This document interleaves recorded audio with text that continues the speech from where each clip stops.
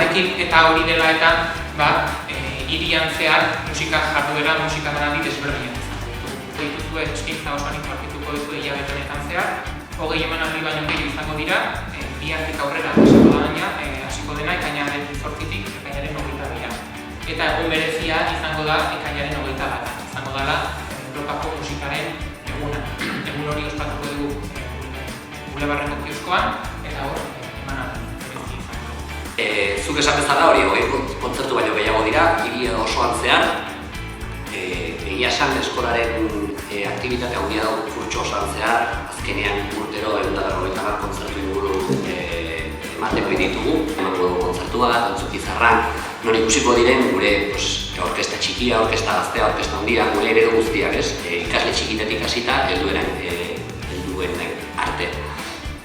Eta hori da, pixkat, gertatuko dena hilabete honetan.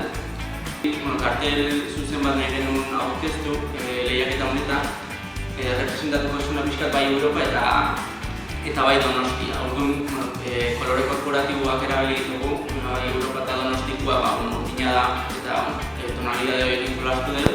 Ya es una tradición de muchos años en el cual participan exclusivamente el alumnado de las ramas modernas que llamamos, es decir, la guitarra eléctrica, batería y los grupos formados con esos instrumentos. Nosotros les denominamos combos, digamos que son bandas de rock, jazz, blues y asimismo la Big Band, que quizás es el grupo más representativo de todo este departamento de música moderna.